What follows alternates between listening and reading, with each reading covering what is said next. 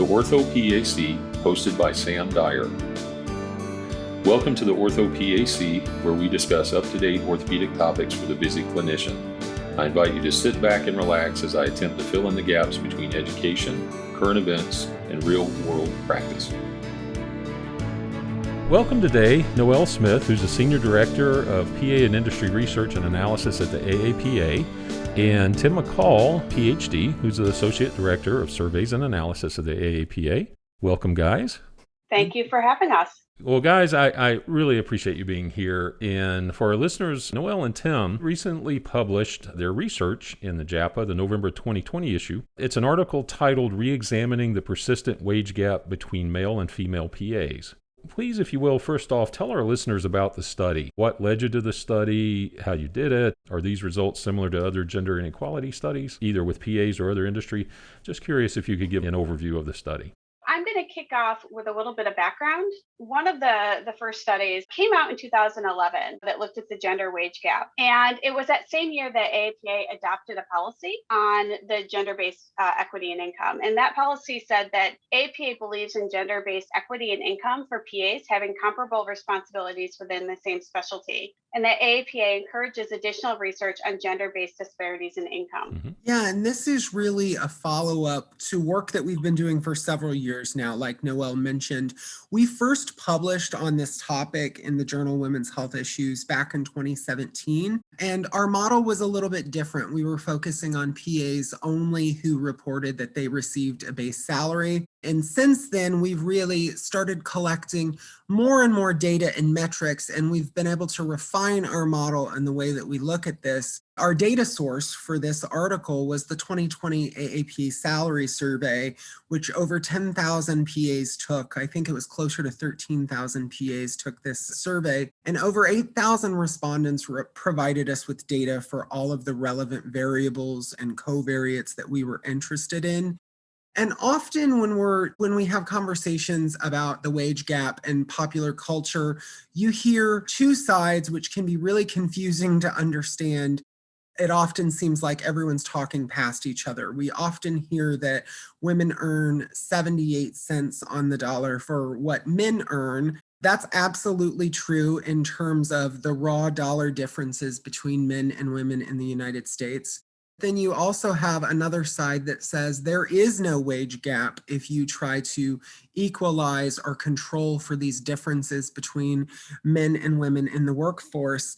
So how we come from it as researchers is both of these sides, there's a little bit of truth in what each of them are saying in terms of, there are differences between men and women, as well as there are differences in how men and women are being paid. But we really want to approach it to make all of these things equal. So if we're considering a PA in Indiana with 7 years of experience in general internal medicine who works in a hospital, and we think of a female PA in that position versus a male PA in that position, are there differences in compensation? And that's what we aimed to do when we set out to do this study.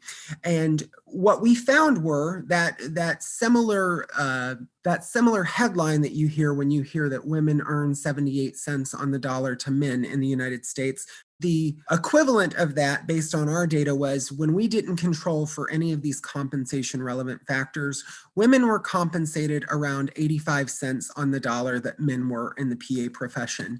But as I mentioned before, we were really interested in seeing, are there differences between men and women in the profession that might explain a portion of this gap? So in this model, we statistically controlled for your highest level of education completed, race, ethnicity, geographic region of work, the type of compensation you get, whether you get a bonus, statewide cost of living, and the other practice demographics you can imagine, like your years of experience, major specialty area, work setting, how many hours you work weekly, the weeks you're working in the year, as well as how many patients you see, whether you take call, whether you're in leadership, whether you own or share ownership in your practice. So over a dozen variables we were interested in putting in this model to control for, to see, okay, if we are controlling for all of these potential differences between men and women in the PA profession, does that gap, does it disappear?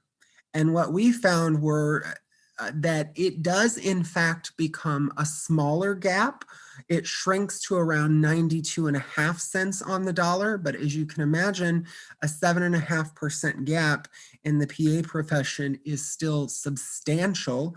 It's greater than the median annual bonus in the PA profession. And that gap widens over time, we found. So even after we're controlling for all of these factors, this wage gap is still present, and it seems to be getting larger. One piece of news, though, about that is, though, that our results are similar to some work that's been done, for example, among internal medicine physicians, and PAs are actually better off than some other physician specialties. But from our standpoint, any difference in pay is something that we want to dive down deeper into and understand. Is this happening? Is it continuing over time? Mm-hmm. Our listeners might recall I did a podcast on gender inequality and pay among PAs, one of my early ones actually. The reason why I did that the year prior, just the PAOS has a practice and salary survey that we outsource. And the person that did our research, I asked them to include this question, basically fish out the data based on gender. And guess what he found on the last two surveys? Pretty much the exact same thing that you guys found. And when I talked to Dawn Morton-Rias of the NCCPA, she echoed that same thing. So it's a problem, and that's one reason I want to put it out there for everybody to hear this. There is a gender inequality issue across the PA profession, and we need to explore ways to work on that. But anyway, back to your research. Were there any surprise findings that come out of your research? Something that we were initially surprised about is it's pretty well documented, the intersection of race and ethnicity with gender in pay inequality. And we did not find that in our study. We believe it could be, believe it or not, because of the sample size. So the PA profession is rather homogeneous in terms of almost 90% of PAs being white. Our PAs who are not white comprised a much smaller proportion of our sample, and we believe that our sample size of those non-white PAs may have been small enough that we weren't able to detect those differences based on race and ethnicity in this model. So that surprised us at first. Mm-hmm. But one thing that we've sort of grappled with over the years and is sort of can make your head spin is that female-dominated professions often have a gender pay gap as well. The PA profession is doing relatively well, if you can call it well at all, because a wage gap does exist, but they're faring better than some other professions do, but we still have a ways to go. And it's really important for us to bring attention to this and equip PAs with ways that they can be aware of it and they can advocate for themselves while others are advocating for them as well. Right. Noel, this is my own personal bias, I guess, but I did not realize this, that the entire PA profession, if you look at everybody, just the statistical profiles, 70% are female, 30% are male. And I did not realize that, probably because I work in orthopedics where it's more like 50-50. But that solidly puts males in the minority of the profession. Do you think that has anything to do with the wage disparity? Given the fact that the wage disparity has existed since prior to it becoming more and more female dominated, and understanding that the gap, if memory serves me correctly, the gap has actually gotten a little bit smaller compared to those first studies back in the 90s, I would be reticent to say that there's a direct connection there. But I do think because the profession is now closer to 70% female, 30% male, I think those disparities are going to become more pronounced. So that if the disparity starts earlier, if it starts from the first job, and as a result, salary begets salary begets salary as you get promotions or raises, it does get larger. And so I think the gap will become more and more pronounced if we don't try to alleviate it. In reading your research, I found that the wage inequality was not only in productivity, but also base wage pay. Why is that? That's a really good question. As I mentioned before, we've been studying this for a while, and in our past models, we focused specifically on PAs who got a base salary, and there was not those productivity metrics that were necessarily in there, and there was a wage gap. There's still a wage gap even when we're including PAs who are based on productivity, and that's what we try to figure out. Our statistical model cannot tell us with the math that this is definitively implicit or explicit bias. However, The more variables you control for and you equate, it becomes less and less likely that some form of bias may not be driving some of this. Mhm. So it's really something that we're trying to recommend that there are best practices in place so that this type of thing is not occurring either unconsciously or consciously. Mhm. In our survey, everybody seems like they get a production incentive in orthopedics. Not everybody, but a lot of people do. But every person that responded, they got a production incentive. There was a different production model that they have. I mean, some similarities, but everybody did it a little bit differently. And it's got to be difficult to compare that based on the models. What are your thoughts on that? So you're absolutely right. There are lots of different models out there. And in our salary survey, the basic question that we ask them in terms of mode of compensation is, are you base salary? Are you a base hourly wage, or are you paid based on productivity? And if you say you're paid based on productivity, you get two follow-up questions, which was, do you have a minimum guaranteed compensation? And then in addition to that, what was your productivity pay for the year above and beyond that? And we don't ask much more about the mode of productivity that they are on. Part of this being that there are more and more PAs who are being paid based on productivity, only it still seems to comprise a relatively small proportion of the respondents to the salary survey. It's something that we want to understand more, though, because there are lots of different questions that come from PAs not specifically based on compensation. So that was a long way to say that no, we're not accounting for different types of productivity, but we're lumping productivity-based PAs together. And the way our production is set up, it behooves you to see more patients in clinic than it does, or to work in the OR. Why? Because the OR doesn't pay a whole lot for a first assistant, but an office visit does. And you can see a lot more patients in an hour than you can, assist on a total hip. You touched on this I'm looking at your article now in the table 1 and then on table 2 in the regression analysis, that the average hours weekly for female PAs was less than males and patients per week was less. You think that has anything to do with it? It certainly is related to the wage gap. Understanding that male PAs on average work more hours in a week. If that's true, you would expect male PAs to be earning more on average in a week or in a year. So it's really important to statistically control for that and equate those. Once we do that, we see that the gap does in fact shrink, which means that these variables we're controlling for are explaining a portion of that wage gap. Only after we control for these and we equate these variables, that gap's still there. So yeah, you're absolutely right. We wanted to be very forthcoming in the paper that there are real gender differences that are related to compensation in the profession. But once we control for those factors, there is still a difference in pay between men and women in the profession. Yeah, that 7.5% you mentioned early on, that's a good chunk of cash. We need to figure this out. So, we need equal pay here. In the article under Future Directions, you discuss some ways to address the gender inequality in wages. Where do we go from here, Noel? What's next? We will keep looking and revisiting the model just to make sure, are we including everything that could explain it? Mm-hmm. We can also look at policy implications. There's a lot of writing in the realm of business research because ultimately this is a business issue. It's not a PA issue. It's not a healthcare issue. This is an economics issue. So some of the examples of recommendations that we've made in this paper and in the past is having hiring entities not ask about an applicant's prior compensation. Because when that happens, an organization may then be able to offer compensation on the lower end of their ideal range. Again, they are looking out for their business interests. It may not be an explicit bias against a female, but it is still a bias that is being carried over. Mm-hmm. Another example is for businesses to conduct self-audit. I've actually been part of that. Usually it's through an external firm. And what you're doing is you're just looking for discrepancies for people working in the same position with the same responsibilities. And then you just start adjusting for hours worked, experience, and then see, are there other personal factors related? And many times it's based on gender. It also tends to be based on race and ethnicity. So again, it's just good practice to do that compensation audit periodically from a business perspective. Mm-hmm. Great. Yeah, another one is for the readers who may have worked, for example, with a VA, there is the general schedule or the GS scale within the federal sector. And that is a very, very clear pay layout. There are very specific ranges and then steps within the ranges.